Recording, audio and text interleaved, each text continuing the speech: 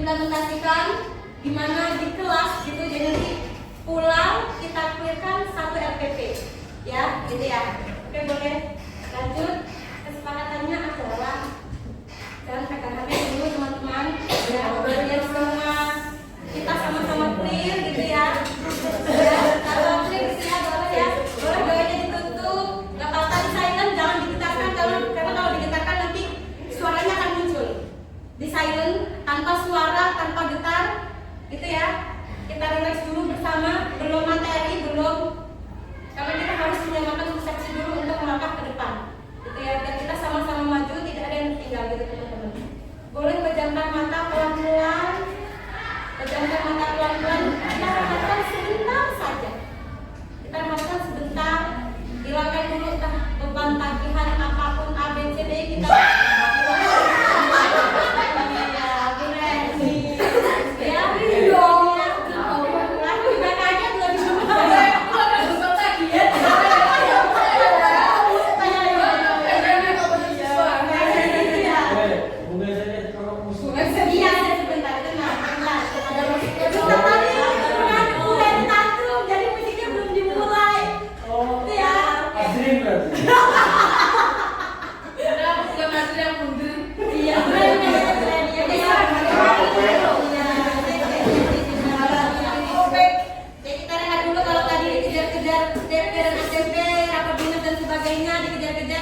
relax dulu sebentar ya mister, jangan ngetik dulu, semuanya jangan ngetik dulu, HP ditaruh, diletakkan, gawainya biarkan di depan, mister tangannya jangan pegang mouse.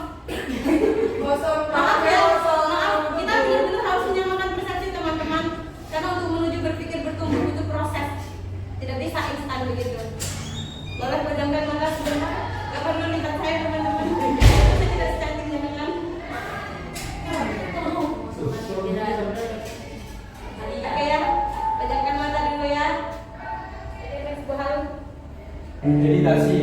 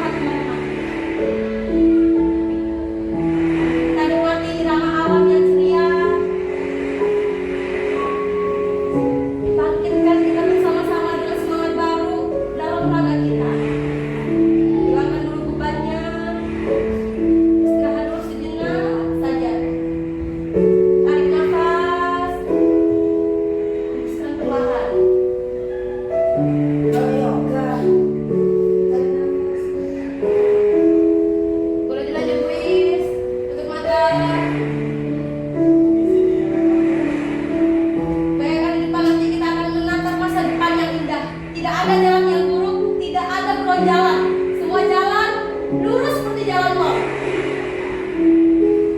Kita ingat bahwa siswa itu adalah anugerah, bukan beban untuk kita. Mari kita tuntut mereka dan lebih berkah hidupnya. Kita hilangkan beban dulu, tenangkan pikiran. Hentikan beban pikiran perlahan. Kita fokuskan lagi niat kita dalam pengabdian. Jadikan profesi ini sebagai ladang pahala kita. Kita ciptakan lulusan-lulusan Aurelia dari Surabaya ini yang unggul dan mulia. Berkat ridho dan doanya panjenengan.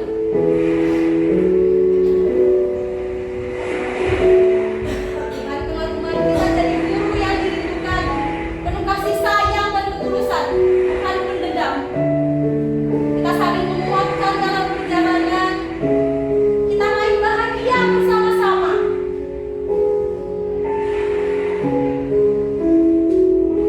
Kita lanjutkan langkah tanpa lelah. Mari kita sebar inspirasi di setiap langkah. Kita wujudkan visi misi sekolah dengan penuh gairah. Jadikan setiap momen sebagai ibadah. Suara hati guru mengalun abadi, bagikan ilmu dengan penuh bakti. Kita ciptakan dunia yang penuh belas asih. Hingga pada akhirnya inspirasi ini akan menjadi ibadah suci untuk kita semua yang ada di sini. Jangan anggap bahwa diseminasi ini adalah beban, adalah tugas tambahan. Tapi jadikan ini adalah ladang untuk kita belajar bersama, sharing bersama, saling menguatkan antar sesama.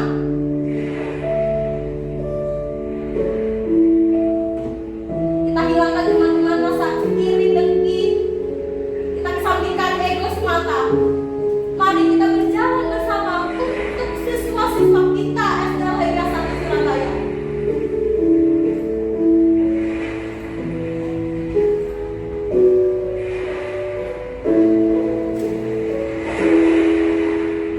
Nikmati suara alam yang ada, karena hari esok belum tentu bisa seperti hari yang sekarang. Kita maafkan segala yang pernah terjadi, segala keresahan kita hilangkan semua.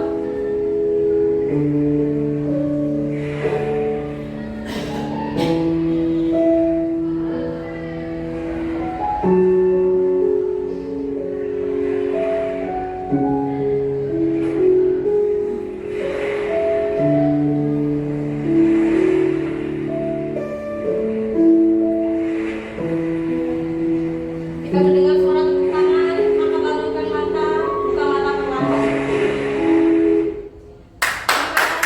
Boleh tepuk tangan dan kepala pada panjenengan semua. Gimana rasanya? Ngantuk, iya. Pakai ngantuk berhasil. Enak ya saudaraku, maaf ya teman-teman. Oke, kita lanjut ya. Konsep pola pikir bertumbuh. Nah, ini dia teman-teman, pola pikir bertumbuh adalah segalanya. Makanya kenapa tadi sebelum kita mulai, kita relaksasi sebentar, Bu Ana nanti bisa dilanjutkan lagi. Ya, pola pikir itu mempengaruhi segalanya. Mulai dari tindakan hingga hasil. Kalau hasilnya itu buruk, hasilnya itu gagal, berarti ada kesalahan dalam pola pikirnya gitu ya Bu Sadia. Iya. Oke. Nah, ini dia yang atas itu adalah pola pikir tetap dan yang bawah adalah pola pikir bertumbuh. Kita manusia memiliki dua pola pikir. Yang pertama pola pikir tetap dan yang kedua adalah pola pikir bertumbuh. Apa bedanya? Bedanya adalah kalau dia pola pikirnya tetap, maka ketika Mami boleh dibantu baca. Apa itu bacanya? Pola pikir bertumbuh. Yang ini apa bacanya Mami? Tapi challenge. Oh, challenge. Kalau ada Berarti challenge, challenge. menerima. Menerima. Apa itu challenge? Apa itu challenge? Challenge kan punya. Challenge. Wah, banyak ya. Apa itu artinya challenge Tantangan. Nah, seseorang ketika dia pikirannya, pola pikirnya tetap, ketika dia menghadapi sebuah tantangan, maka dia akan lari, dia akan menghindar, begitu. Tetapi ketika kita memiliki growth mindset atau pola pikir bertumbuh, maka dia akan menerima. Itu oke, aku nggak bisa, tapi aku bisa belajar. Seperti itu ciri orang yang memiliki PPD, pola pikir bertumbuh. Kemudian sebelahnya boleh dibantu Breni bacanya apa? Breni. Saya nggak mau baca soalnya takut salah. Breni. Baca bisa apa? Tapi apa ikut cara mau cari apa?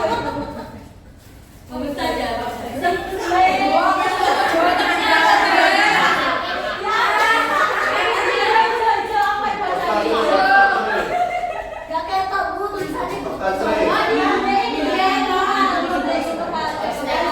Oh, itu bisa.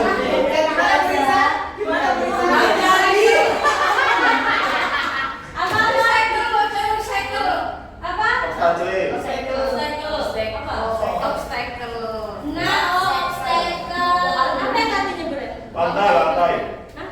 Tackle lantai. Oke. Apa artinya berani? Apa? Itu artinya itu. Nah, itu bukan artinya.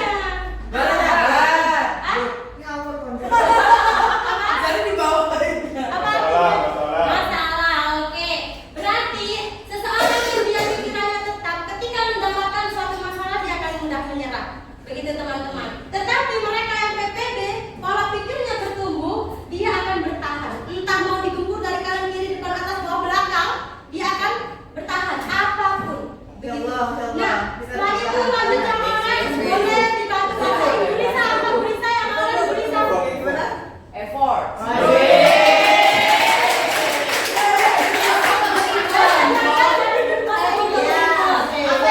Apa itu artinya? Tuh, Mister. Apa tuh? Usaha. Oh, usaha, ya. Jadi, Kapan aku untuk udah teman-teman, belajar effort? ya manusia yang dia pola pikirnya tetap. Sia-sia jadi Ketika usaha, apa tadi Mister Effort itu usaha ya? Ya, usaha. Shopping mall, dagang. Oke. Usaha itu kalau usahanya terlalu banyak, katanya orang PPT itu ya, manusia yang pola pikirnya tetap mubazir. Saya mau nang kene terus-terusan. Dalam artian tidak totalitas, begitu teman-teman. Maka, nah orang yang berpikir tumbuh akan menganggap itu sebuah peluang karena besok belum tentu bisa seperti ini berjuang. Seperti itu. Misal hari ini kita totalitas, besok belum tentu karena kita nggak tahu tuh hidup kita mau sampai besok atau nanti bahkan kayak gitu ya. Benar ya. Semua itu bisa ya. Sebisa mungkin kita gunakan sebaik-baiknya gitu ya mami ya. Oke kita lanjut. Yang mana ada jingga? Ini buta. Jingga siapa? Kita coba dibacain buku buku aku sih. Kayaknya perhatian. Berarti ya bu.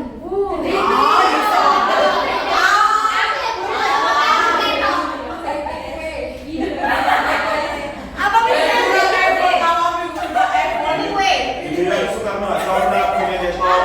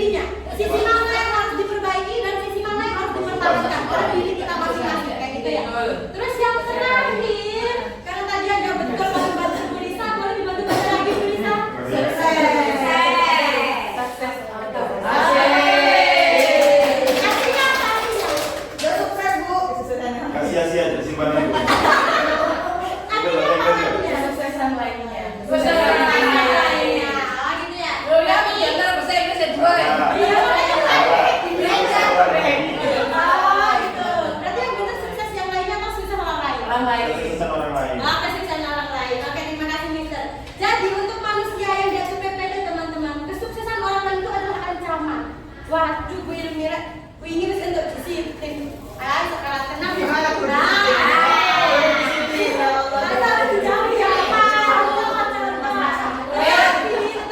kalau dia berpikirnya PPP gitu ya, pola pikirnya bertumbuh, menganggap oh udah bikin bisa, aku pasti harus bisa tuh gitu. Jadi inspirasinya begitu untuk lebih baik dari sebelumnya dirinya, bukan lebih baik dari orang lain begitu teman-teman. Oke lanjut. Kalau bisa tidur aja. Oh iya, tidur aja. Tapi tidur terus tuh capek. Betul. Enggak, betul aku. Oh iya dah. Nanti ada waktunya tidur. Istirahat. Ya, apa ya? Tidur. Oh iya. Kalau Bu Ilmi bisa, kenapa harus saya?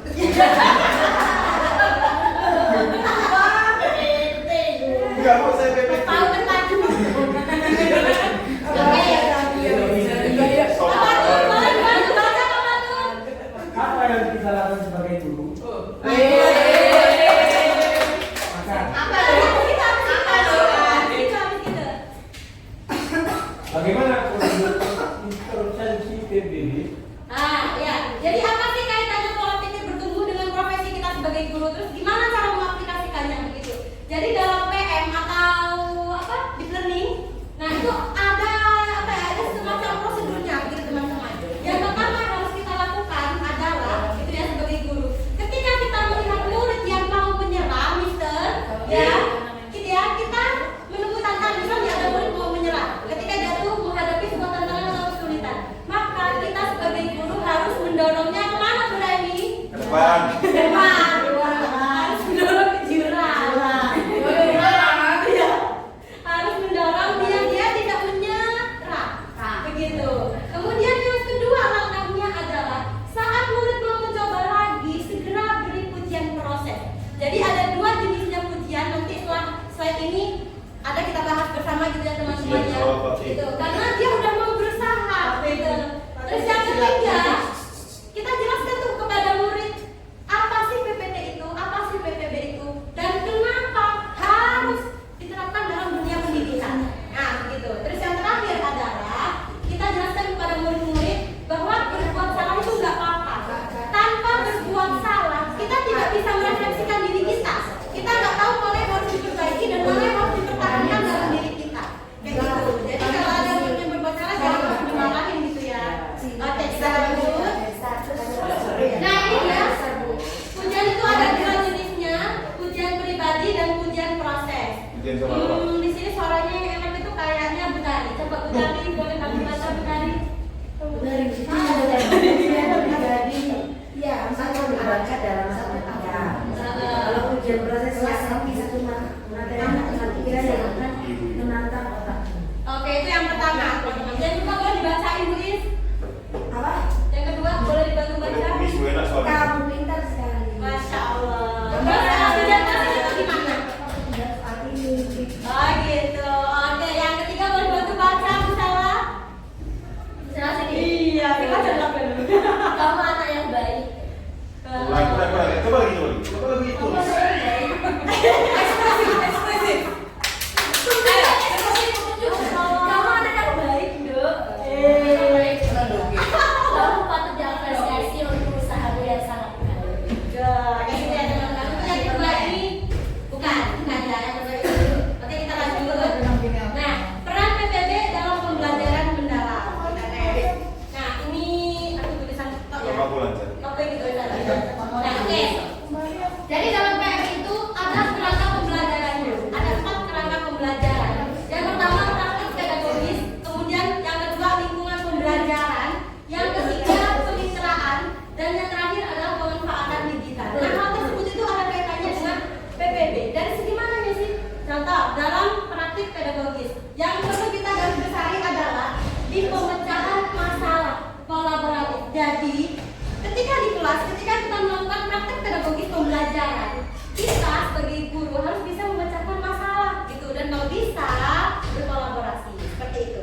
Kemudian yang kedua, lingkungan belajar. Yang diharapkan dalam pembelajaran mandiri, pembelajaran mendalam adalah bisa memotivasi murid begitu. Bukan malah, oh kamu nggak bisa, ya kamu aja ngomongnya kayak gitu. Nah itu tidak boleh teman-teman. Sebisa mungkin kita sebagai guru harus memotivasi anak itu, senakal-nakalnya anak itu kita harus memotivasi mereka seperti itu. Karena setiap anak punya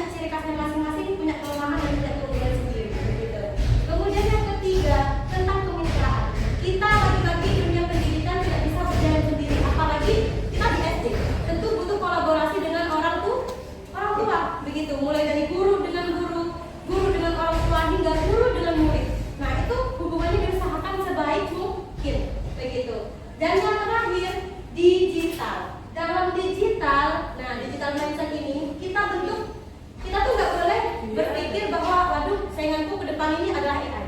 Tidak teman-teman, dihilangkan persepsi yang seperti itu.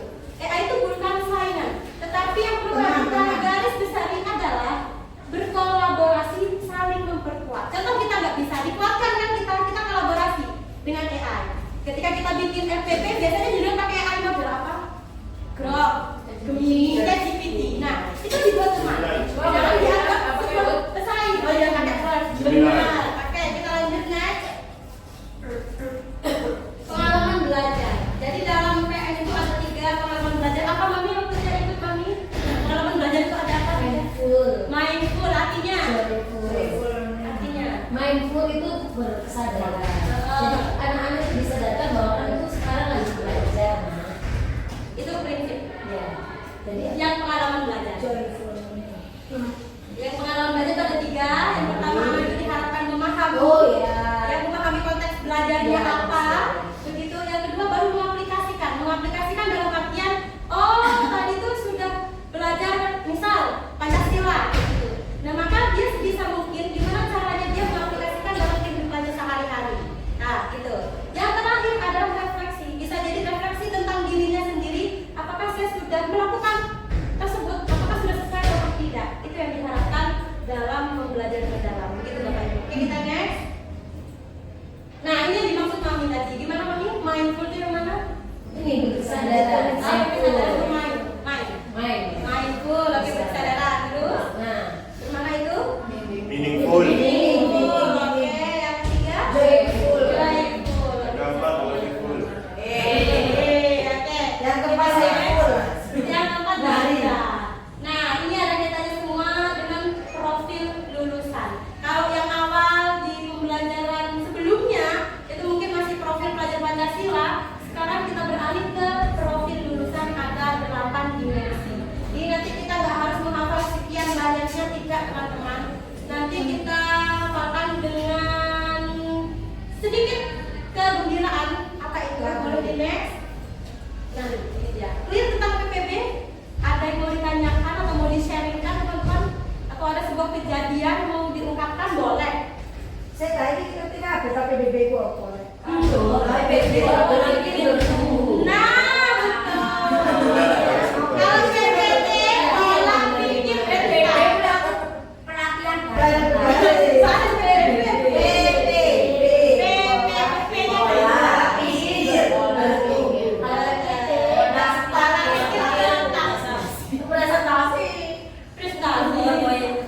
Gimana? Sudah clear? Sudah clear? Clear? Boleh berdiri? Boleh. Silakan berdiri. Waalaikumsalam. Doa terkabulkan oleh Allah.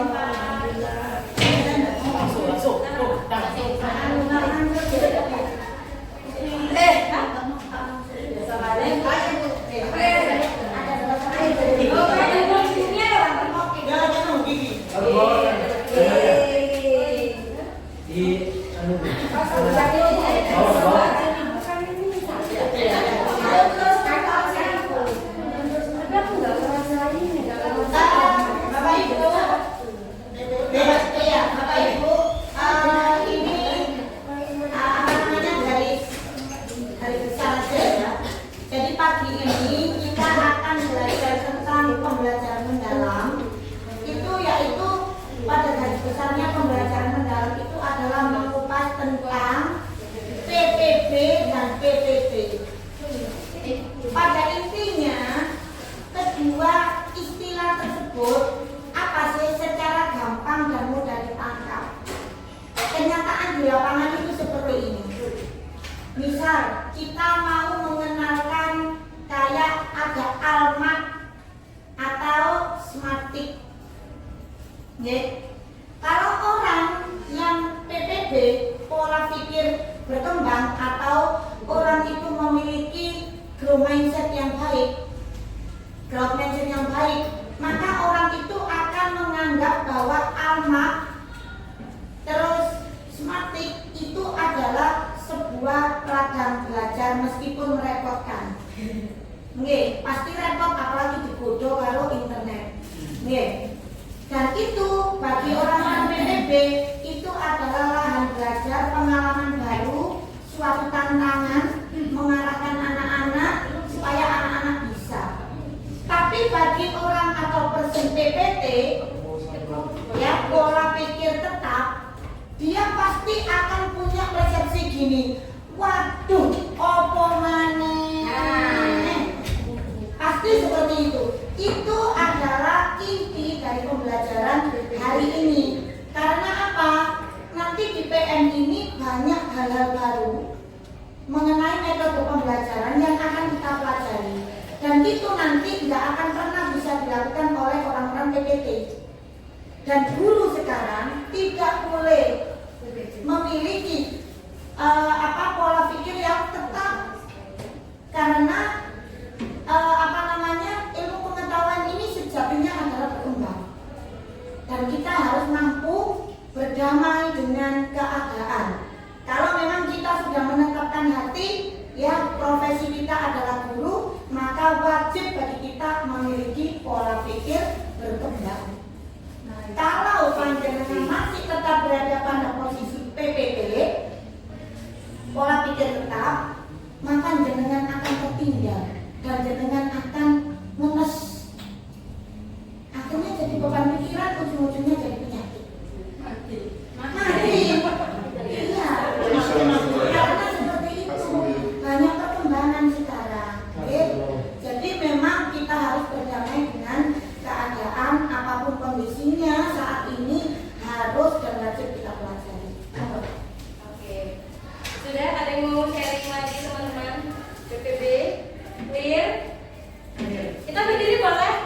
Boleh. Kita akan berdiri. Ayo berdiri, yang berdiri. Nah, tapi saya butuh satu bantuan teman yang bisa menyanyi di depan pandu.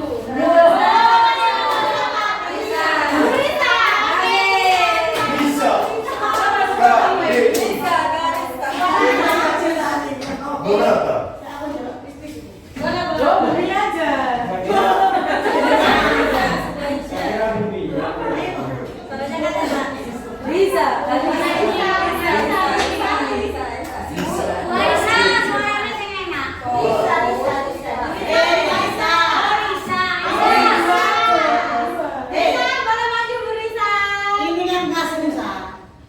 Risa mau suasana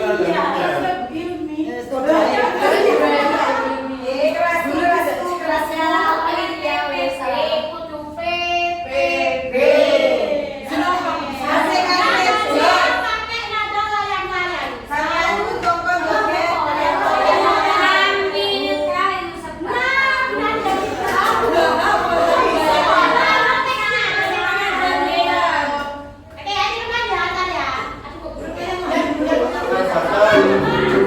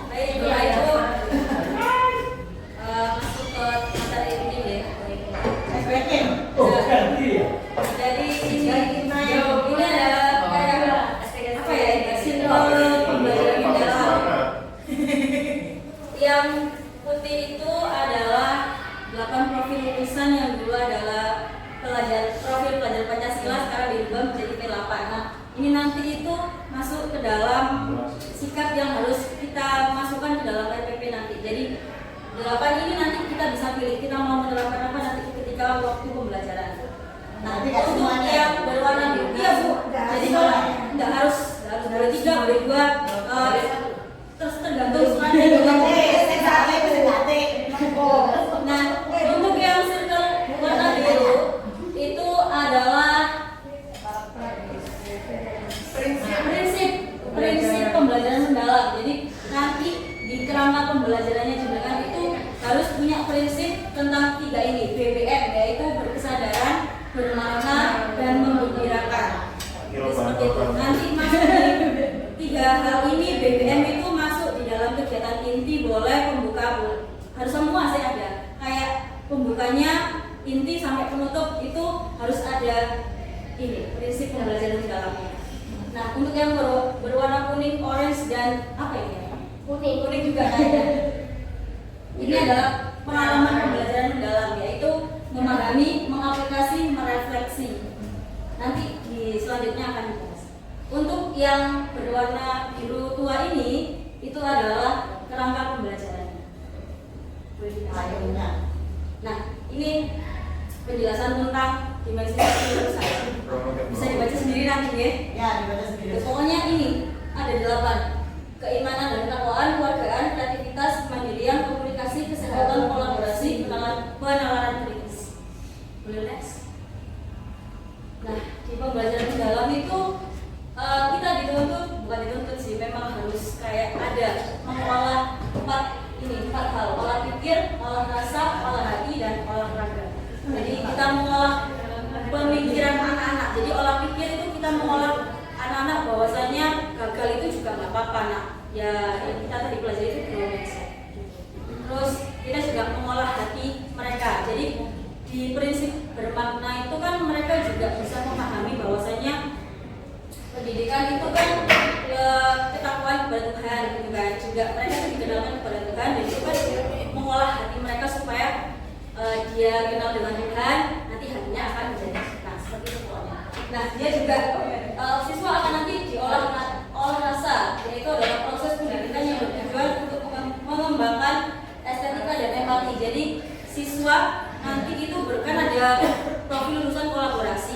Nah, mereka nanti diolah rasa juga kan. Ketika berkolaborasi kan kita bisa membentuk mereka menjadi berdiskusi, dan mereka kan misalkan ada temannya yang kesulitan, kita kembangkan mereka supaya mereka tuh empati kepada temannya. Kalau misalkan ternyata di kelompok itu ada yang belum paham, nah teman yang belum paham ini diajari untuk peka pada temannya. Nah, dan olahraga juga bertujuan untuk menjaga meningkatkan kesehatan fisik. Jadi kan di strategi pembelajaran itu mereka tidak dituntut untuk kayak mendengarkan materi, mendengarkan ceramah guru. Kan ada prinsip menggembirakan. Mereka bisa diajak untuk kegiatan misalkan mencari kegiatan seperti do something kan, mereka harus bergerak atau apapun seperti itu. Next. Nah, ini penjelasan tentang profil lulusan. Bisa next.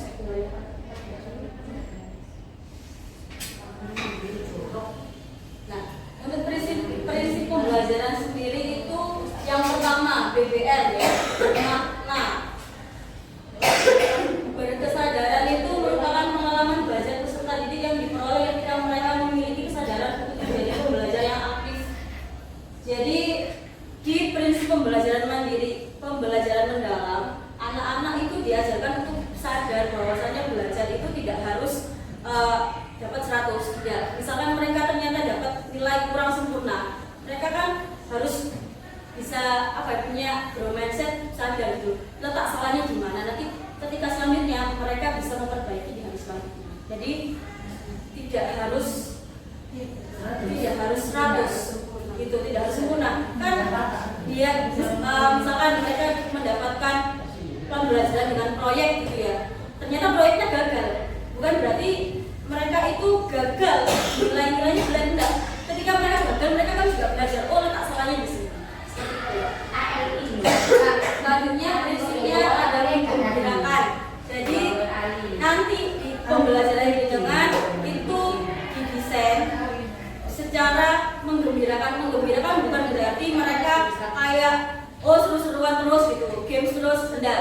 Jadi misalkan mereka ada suatu ketika mereka belajar ternyata awalnya belum paham, setelah mereka do something, yaitu melakukan kegiatan proyek atau apapun, ternyata mereka ternyata seperti ini. Misalkan ya contohnya ketika mereka belajar IPA, fotosintesis gitu.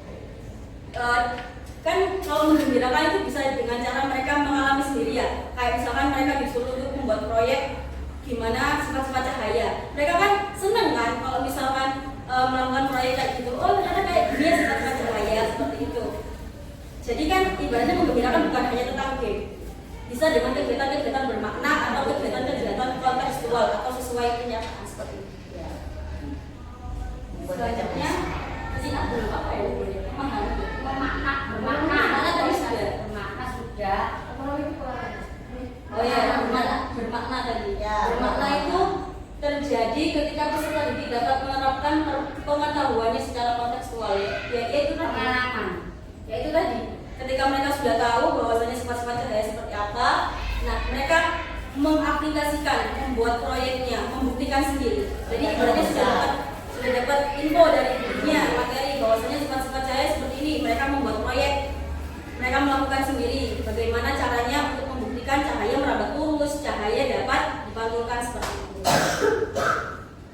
Selanjutnya menggembirakan. Ya menggembirakan itu yang dimaksud menggembirakan itu bukan hanya tentang seru-seruan. Kan seru-seruan bukan berarti mereka mendapatkan pengalaman belajar. Kadang juga mereka senangnya itu gara-gara cuma main game. Tapi ketika ditanyakan materinya tentang apa, mereka juga belum paham. Jadi sebenarnya mendalam itu menggembirakan, tapi mereka tiba-tiba kayak celing gitu loh. Celing apa ya? Celing main gitu loh. Ternyata seperti ini, seperti itu. Nah, untuk pengalaman belajar sendiri nanti di kerangka pembelajaran itu harus ada 3 hal, yaitu memahami. Siswa mengkonstruksi pengetahuan agar dapat memahami secara mendalam konsep atau materi sebagai sumber. Jadi siswa itu sebelum mengaplikasi, lagi-lagi IPA ya, contohnya mereka belajar bagaimana sifat-sifat cahaya. Habis itu mereka melakukan kegiatan aplikasi itu. Habis paham tentang materi sifat-sifat cahaya, mereka mengaplikasikan kegiatan proyek. Selanjutnya, habis kegiatan mengaplikasi, mereka dengan guru akan melakukan refleksi terhadap kegiatan proyek atau kegiatan pembelajaran selama di hari itu, di jam pelajaran itu. Jadi pembelajaran mendalam ini sebetulnya itu yang sering dilupakan adalah tentang refleksi. Seringkali memang juga saya sendiri ketika pembelajaran cuma sampai kadang mungkin proyek sudah selesai terus dinilai seperti itu. Kita sering lupa, saya sendiri soalnya. Saya sering lupa ketika kegiatan refleksi. Saya lupa untuk kayak, apa yang kamu pelajari hari ini, terus apa yang susah di proyek itu tadi, apa yang bikin kamu gagal, apa yang kamu bikin berhasil. Nah itu biasanya yang sering saya lupa. Jadi saya itu lupa untuk mengetahui gimana sih belajarmu hari ini, apakah menyenangkan ataukah kurang menyenangkan seperti itu. Next. Nah, untuk kerangka pembelajaran ada 4 di sini. Praktek pedagogis itu tercermin dari kegiatan pembelajarannya. Untuk kemitraan pembelajaran di sini, pembelajaran mendalam itu dibolehkan untuk bermitra dengan orang lain. Contohnya ketika misalkan pembelajaran IPA kita perlu untuk mempelajari tanaman-tanaman yang mungkin tidak ada di sekolah. Kita boleh untuk belajar ke misalkan dinas pertanian. Kita datang ke sana. Itu juga termasuk kemitraan belajar. Jadi di sini kemitraan belajar itu bukan hanya dengan orang tua, bisa dengan orang yang ahli. Seperti itu. Mendatangkan tokoh bisa. Boleh misalkan mendatangkan tokoh itu juga kemitraan belajar. Oh, bisa. Boleh. Sudah termasuk betul kemitraan belajar. Jadi di sini bukan hanya dengan orang tua, boleh dengan orang yang ahli.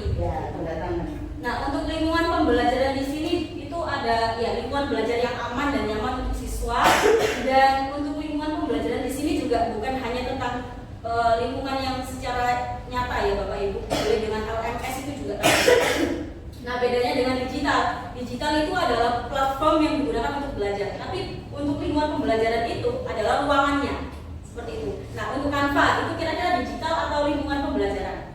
Digital. Ya digital. Nah untuk misalkan Google Classroom itu lingkungan pembelajaran atau digital? Lingkungan. Sudah mengerti. Oh, ini sama Di sini dengan prinsip yang tepat, pengalaman belajar dalam pembelajaran mendalam akan mengubah cara kita berpikir. Jadi nanti di RPP itu akan harus ada tercermin prinsip pembelajaran yaitu BBM. Yang kedua itu adalah pengalaman belajar. Buatan Bu. Kita nanti RPP bisa dibantu dengan AI. Cuma kita hanya bisa nanti mungkin kerangkanya seperti ini, bedanya itu ini, gitu. Nanti ada formatnya. Penerapan prinsip pembelajaran sudah ada sebelumnya. Oh.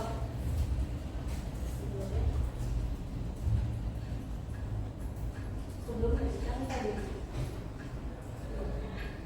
Nah, ini prinsip pembelajaran berkesadaran itu adalah kenyamanan peserta didik dalam belajar, fokus, konsentrasi, kesadaran terhadap proses berpikir, kesempatan peserta didik untuk menentukan pilihan, keterlibatan peserta didik, keterbukaan terhadap perspektif baru, keingintahuan terhadap pengetahuan dan pengalaman baru. Jadi di sini siswa itu dikembangkan sadar bahwasanya belajar itu penting, bermakna siswa belajar secara kontekstual atau relevan dengan kehidupan nyata, keterkaitan dengan pengalaman sebelumnya, jadi dikaitkan dengan pengetahuan yang dulu dengan pengetahuan yang baru. Terus keterkaitan dengan bidang ilmu lain, yaitu tadi kemitraan belajar. Terus untuk menggembirakan lingkungan pembelajaran yang interaktif, aktif, inspirasi, bersifat menantang atau memotivasi, tercapainya keberhasilan belajar, memberikan ruang untuk prakarsa terhadap bakat, minat, dan perkembangan lainnya. Nah, untuk pengalaman belajar sendiri kan kita dulu sebelum merdeka itu kan kita pakai taksonomi belum. Bapak belum merdeka. Sebelum pembelajaran ya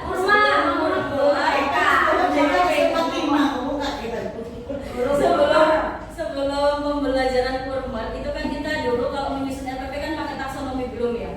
Tapi sekarang kita itu combine taksonomi belum dengan taksonomi Solo. Bedanya apa? Untuk taksonomi belum itu tercermin untuk pembuatan TP dan strategi pembelajarannya, tercermin dalam langkah-langkah pembelajaran. Tapi kalau taksonomi Solo itu untuk mengukur ketercapaiannya mereka. Jadi dia kalau membuat TP itu adalah taksonomi belum. Tapi kalau untuk mengukur TP-nya pakai taksonomi Solo. Seperti itu. Next Nah, untuk assessment sendiri, kalau dulu kan kita kenalnya dia assessment diagnostik, assessment formatif, assessment sumatif. Nah, sekarang itu sama sih, tapi dibagi jadi 3. Assessment as learning, assessment for learning, yang ketiga assessment of learning. Bedanya kalau assessment as learning itu ketika sebelum belajar. Kalau assessment for learning itu ketika sudah belajar, mereka dikasih soal-soal latihan. Nah, kalau assessment of learning itu adalah sumatif seperti STS atau UKK. Berarti itu post test, pre-test. Ya, kalau di tes exam SOS, betul. Nah, untuk assessment formatif ya tadi assessment di awal pembelajaran, assessment di dalam proses pembelajaran, yaitu assessment formatif itu assessment for learning dan assessment as learning. Kalau assessment sumatif itu adalah assessment of learning. Contohnya untuk kenaikan kelas dan kelulusan dari satuan pendidikan seperti UKK tadi. Next, nah, untuk assessmentnya sendiri di pembelajaran mendalam itu ada 2 jenis, autentik dan holistik.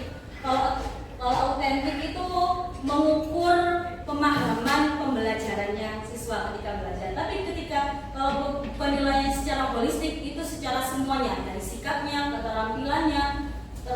juga kognitifnya juga. Bedanya di situ. Otentik di cara mereka memahami materi, kalau holistik semuanya, karakternya, sikapnya, keterampilannya seperti itu. Nah ini sudah. Penilaian formatif itu adalah as learning, for learning. Untuk sumatif itu assessment of learning. Contohnya seperti itu tadi. Ada di PPT nanti akan diberikan. Nah ini contohnya assessment formatif, jurnal reflektif. Misalkan mereka sebelum belajar, jurnal kan bukan hanya tentang pemahaman materi, bisa bagaimana perasaan hari ini seperti itu, jurnal kan. Terus self assessment mungkin dan lain-lain lah, pokoknya checklist tentang kesiapan belajar mereka bisa juga. Jadi bukan tentang materi saja, bisa juga tentang mereka kesiapan belajar mereka. Untuk assessment for learning itu seperti tes tulis, observasi ketika diskusi dan lain-lain. Untuk assessment sumatif contohnya ada tes lisan, tes tertulis bisa, portofolio bisa, penilaian proyek juga bisa. Praktik juga bisa. Sampai di sini Bapak Ibu ada yang dibingungkan? Mungkin Bingungkan deh. Mungkin gini Bu Halimah bisa menanyakan kepada mungkin saya di sini sebagai moderator. Nanti saya juga bertanggung jawab terhadap Bu Halimah dan Bu Maria kepada fasilitator saya. Jadi mungkin Bu Halimah bisa menanyakan kepada teman-teman guru, mungkin 2 orang ya, supaya nanti bisa dibuat pembanding.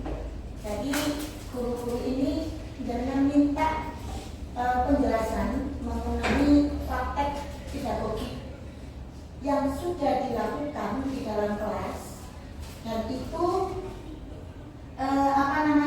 pembelajaran tersebut kan praktek pedagogik itu sama dengan praktek baik ya, praktek baik yang sudah jenengan lakukan di kelas, dan pembelajaran tersebut itu jenengan yakin bahwa anak-anak dalam melakukan itu, dalam melakukan proses pembelajaran itu, anak-anak memiliki kesadaran untuk belajar ya. Materi yang panjenengan ajarkan di situ itu memang benar-benar bermakna dalam hal apa? Pelajaran yang jenengan sampaikan itu, prakteknya itu memang itu dilakukan anak-anak di rumah. Oke. Setelah itu pembelajaran itu dilaksanakan secara fun atau menyenangkan. Nah, dari sekian banyak guru ini mungkin ada 1 atau 2 guru yang bisa menceritakan best praktiknya jenengan ketika di dalam proses pembelajaran. Gitu. Ya, Pak Bu Halimah menanyakan ini kepada teman-teman guru. Pengalaman selama ini dalam semester ini jenengan yang sudah melakukan misalnya kemarin guru PKN ya, Bu Nani tadi protes, kenapa ya kalau seperti ini kok IPA yang dibaca? Nah, sekarang PKN ya, ayo coba mana guru PKN mungkin bisa menceritakan job learning yang sudah dilakukan di dalam kelas. Monggo, karena PKN ini sangat dekat sekali dengan kehidupan kita sehari-hari. DPL Atau ke DPL juga. Oh, betul. pemilu. Ayo, pertanyaannya kalau sekedar pengertian dan itu aja, itu belum pembelajaran job learning ya. Job learning itu adalah implementasi dari pembelajaran yang jenengan lakukan, itu membekas nggak di anak. Itu. Monggo, menunjuk siapa? Yang mungkin bisa ada 1 aja, nggak terlalu itu ya. 1 guru menceritakan pengalaman pembelajaran mendalam di dalam kelas, terutama karena melihat anak kita yang banyak bermasalah di karakter. Mungkin guru PKN aja deh. Iya. Aku guru PKN setahun ya. Ya. Itu seperti itu, Pak, Bu. guru PKN. Monggo. Mungkin Malah sebagai ini apa namanya, untuk prinsip pembelajaran mendalam sepertinya mungkin insya Allah di guru-guru di sini semua mempredisinya baik ya Bapak Ibu. Nah ini bedanya mungkin ketika di pengalaman belajar saja. Di pengalaman belajar kan ada memahami, mengeksplorasi, dan refleksi. Mungkin Bapak Ibu mungkin ada yang mau sharing terkait kegiatan pembelajarannya di kelas yang sudah memenuhi 3 pengalaman belajar memahami, mengeksplorasi, dan merefleksi. Ini ilmu loh, nanti guru-guru yang bercerita itu menularkan praktek baiknya pada teman-teman supaya bisa dicontoh. Teman-teman pembelajaran sudah bagus, sudah ternyata di kelas. Mau nggak? Siapa yang mau berbagi praktek baik? Yang berbagi dapat kopi 2. Halo. Oh ya ini nanti gitu mau. Kegiatan pembelajarannya kan memahami, mereka itu sudah tahu materinya seperti ini, dijelaskan seperti itu. Ketika mengeksplorasi, mereka kan dikasih kegiatan proyek apa, kegiatan games apa, terus habis itu mereka dari kegiatan eksplorasi itu kan habis pembelajaran itu ada sekitar waktu 5-10 menit mereka merefleksi kegiatannya, tadi belajar apa nak, tadi sudah dapat apa, kenapa gagal, seperti itu. Ayo monggo, nih nggak mau ditunjuk. Kandidat mungkin bisa Mamiana atau Bu Aisyah atau Bu Syara. Bukan biasanya Pak. Karena yang sudah ikut belajar nih Kak. Atau mungkin IPS Bu, Mami atau Bunda atau Bu Syara. Jangan ini itu perhatian, justru yang nggak itu perhatian itu, yang sudah apa ya namanya mempraktekkan selama ini. Jadi apa yang dengan ceritakan itu nanti itu akan menjadi inspirasi teman-teman. Kalau memang ada kekurangan nanti diperbaiki melalui apa namanya diseminasi ini. Iya. Gitu nggak apa-apa. Nggak apa-apa. Nggak. Ini bukan untuk menyudutkan menyalahkan belajar. Ya, karena tadi bilangnya kenapa kok IPA terus gitu kan? Ya, saya juga belajar IPA, jadi memang kalau di PM itu sebenarnya condong ke lebih ke kalau nggak IPA ya matematika gitu ya, Bu ya. Tapi kalau untuk pelajaran yang lainnya itu sebenarnya bisa juga Bu gitu. Nah, kalau bisa, oke berarti di sini bisa. Nah, kalau dari saya itu pernah saya melakukan PM sendiri itu tentang energi, bentuk-bentuk energi, perubahan energi satu dengan energi yang lain gitu ya. Misal kayak lampu, nah itu anak-anak langsung, oh ini energi listrik ke cahaya seperti itu. Coba disebutkan di sini apa saja yang kiranya perubahan energi seperti itu. Jadi di kelas itu langsung, oh AC, oh smartphone, nah seperti itu. Nah itu baru kita masuk di pengaplikasinya untuk memahami, oh ternyata perubahan energi itu bisa bermacam-macam gitu. Tapi tidak bisa diciptakan, tapi bisa berubah.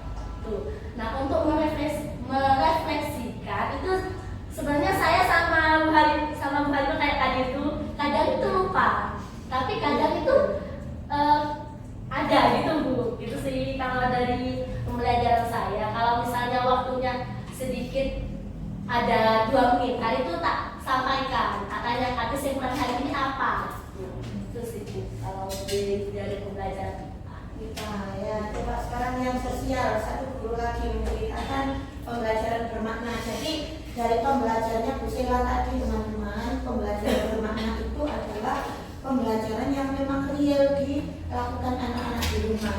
Di rumahnya anak-anak itu ada lampu, ada AC. Jadi ketika mereka diberikan pemantik pertanyaan, coba kamu cari perubahan energi dari listrik ke cahaya atau perubahan energi yang ada di rumahmu. Mereka akan bisa menceritakan karena mereka mengalami di rumah. Dari listrik ke cahaya, dari listrik ke angin dan lain-lainnya. Itu namanya pembelajaran bermakna. Jadi terjangkau dengan pengalaman anak di rumah. Nah sekarang kalau PKN itu justru lebih banyak harusnya. IPS juga lebih banyak karena mereka kan suwi Bu. Apa tuh? Bu, sekali saya tuh ngomong mulai dari dulu Bu. Mau KPI, mau apa? Kenapa yang diberi contoh itu? Tapi IPA ya, bosnya IPA sendiri. Ada contoh sih.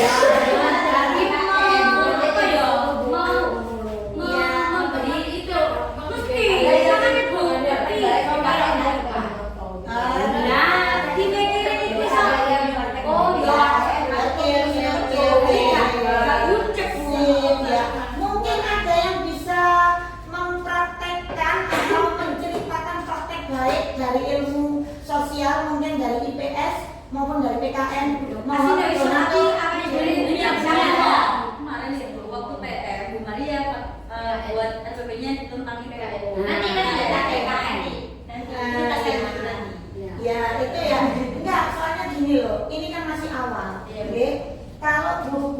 gak langsung dijojok, no, bisa dijojok no. Nek gak langsung di, nek gak langsung di, iki loh bermakna. Itu nanti ngambang. Karena saya sendiri awal-awal kemarin ketika membaca ini